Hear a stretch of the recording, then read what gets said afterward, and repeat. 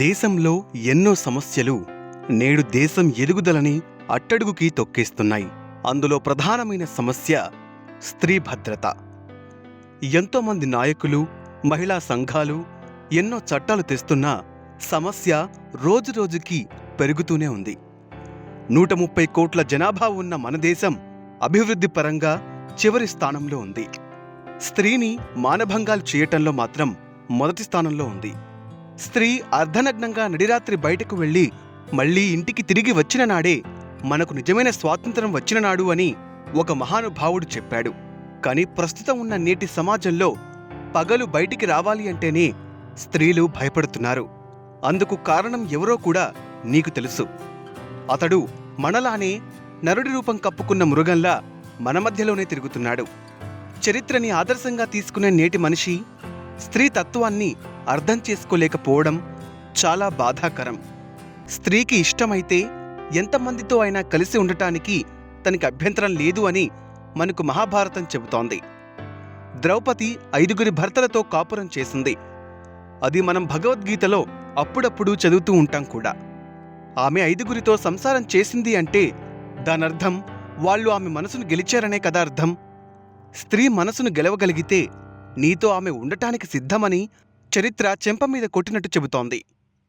స్త్రీ మనసుకి ఇష్టం లేకపోతే ఎంతటి రణం జరుగుతుంది అని రామాయణం చెబుతోంది. నేటి మన చట్టాలు కూడా శృంగారానికి ఉన్న స్థానాన్ని అర్థం చేసుకుని కొన్ని సవరణలు కూడా చేశారు. అయినా స్త్రీ మానభంగాలు ఆగటం లేదు. స్త్రీతో పురుషుడు శారీరకంగా కలవాలి అంటే ముందు ఆమె మనసును గెలవాలి అని మన రామాయణం, భారతం చెబుతున్నాయి. అందుకే పురాణాలు కేవలం గ్రంథాలే కాదు, అప్పుడప్పుడు మనల్ని నడిపించే గురువు కూడా. కృష్ణుడు కొన్ని వేల మంది గోపికలతో చిలిపి పనులు చేశాడు. కాని ఆ చిలిపి పనులు ఏవి వాళ్ల మనసుల్ని నొప్పించినట్లు ఏ గ్రంథాల్లోనూ రాయలేదు. ఎందుకో నీకు తెలుసు. స్త్రీ మనసుకి గాయం తగలనంత వరకు అది ఏదైనా తనకిష్టమే కనుక. మరి కలియుగ కృష్ణుల అవతారం ఎత్తిన ఎందరో మనుషులు గోపిక కనబడితే చాలు వాళ్ల మీద హత్యాచారాలు లేదా మానభంగాలు చేస్తున్నారు. అందుకే ప్రతి పిల్లవాడికి ఇక నుండి 8 నుండి 13 ఏళ్లలోపు మహాభారతం యొక్క సారాంశాన్ని, కృష్ణుడి యొక్క విలువల్ని మీ పిల్లలకి వివరించండి. ఏ పిల్లవాడైనా 10 ఏళ్ల వయసులో శృంగారం అంటే ఏంటి అని మిమ్మల్ని అడిగితే దయచేసి ఇది నువ్వు తెలుసుకోవాల్సిన విషయం కాదు అని చెప్పకండి. తాను అడక్కపోయినా శృంగారం అంటే ఇది అని వివరించి ఆ పిల్లవాడికి అమ్మాయిలోని అమ్మతత్వాన్ని వివరించండి. ఇక ముందు రాబోయే తరాల్లో స్త్రీ బయటికి రావాలి అంటే స్వేచ్ఛగా అనుకునేలా నవసమాజాన్ని నిర్మిద్దాం. మన దేశంలో ఉండే ప్రతి ఆడబిడ్డ ఇంటి నుండి బయటకు వచ్చేటప్పుడు ఇది నా సమాజం అనుకునేలా ఓ కొత్త సమాజాన్ని నిర్మించి చూపిద్దాం. నాయకులు, ప్రభుత్వాలు, మహిళా సంఘాలు ఎన్ని చట్టాలు తెచ్చినా దేశంలో మార్పు గుడ్డి కంటే మెల్లమేలు అనేలా మాత్రమే ఉంటుంది. కానీ ఓ పౌరుడిగా నీ బాధ్యతల్ని నువ్వు తెలుసుకుంటే మార్పు పుష్కలమైన పిల్లాడిలా చిగురిస్తూ ఉంటుంది. శృంగారం అంటే స్మాల్ ఎమోషన్ ఆఫ్ జెండర్ అని తెలుసుకొని అది కేవలం జీవితంలో ఒక భాగమని గుర్తించండి.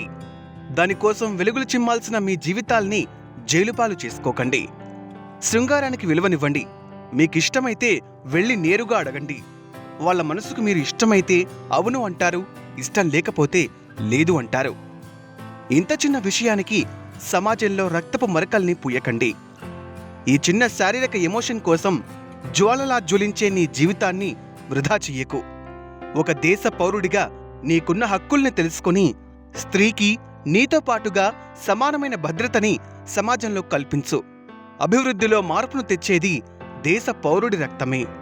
ఈ కొత్త సంవత్సరం సరికొత్త ఆలోచనలతో దేశాన్ని అభివృద్ధి చేస్తారు అని ఆశిస్తూ మీ రమణ. జై హింద్. ఈ వీడియో కనుక మీకు నచ్చినట్లయితే లైక్ చేయండి, కమెంట్ చేయండి, షేర్ చేయండి. మరిన్ని మంచి వీడియోల కోసం మా ఛానల్ని సబ్స్క్రైబ్ చేసుకోండి.